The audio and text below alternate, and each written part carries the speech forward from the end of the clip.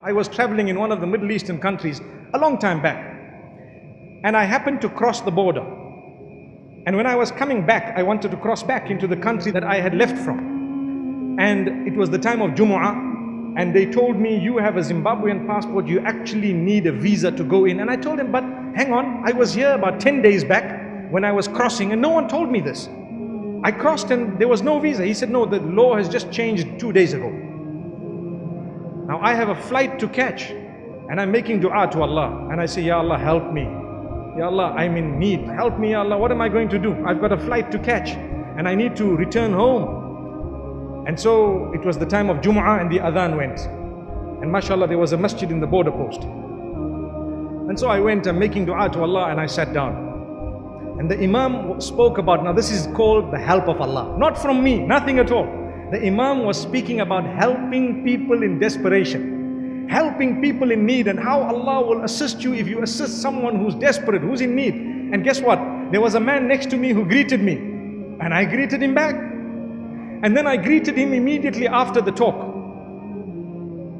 And I nodded my head, smiled at him and so on, and we started our salah. We were standing in the saf, straightening, the feet, and I started my salah and I ended. And when I finished, I made a dua to Allah subhanahu wa ta'ala, oh Allah, I don't know, it's only you that's going to help. And so what happened is, I came out, I had hope in my heart, but I was also making a plan B, to say, let's go back and we'll do this, we'll change tickets, perhaps leave from another city altogether. And as I went in, I told this brother who was behind the counter that, look, you know what, please, I need your help. He says, only my boss can do it for you. So can I see him? He says, yeah, well, you can, maybe. You can enter that door, and if he's there, you're lucky.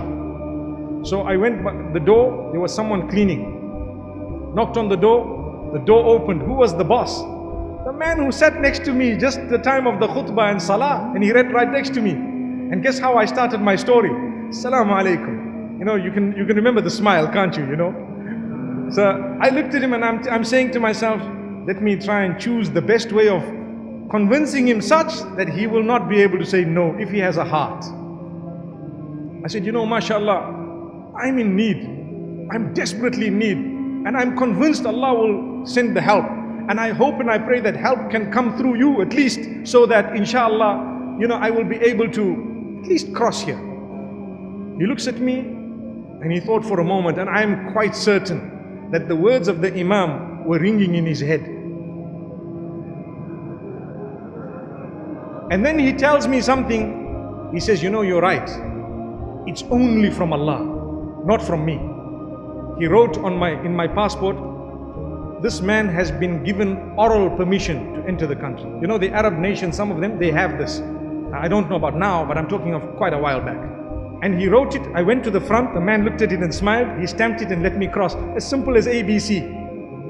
But my life was coming to an end, basically, if that didn't happen. Not to an end, but what I mean is, it was going to be quite difficult. And then I told myself, I said, this is Allah subhanahu wa ta'ala. Imagine if we didn't greet. Imagine if I just sat. Imagine if he didn't greet. It was his quality. He was a big boss. I didn't even know. But he greeted, and this is what helped. And I greeted back. And this is why, remember, sometimes we are arrogant. It's shaitan that overtakes us. We are human. We need to check it again. Make sure you remove it. Fight it. Fight it. Be humble. I've seen people with mega wealth, and you'll never pick up that this man has wealth. And I've seen people with next to nothing, and they have their first $1,000, and next thing they feel like, subhanallah, I'm Bill Gates. Allahu Akbar. May Allah subhanahu wa ta'ala grant us goodness of the dunya as well as goodness of the akhirah.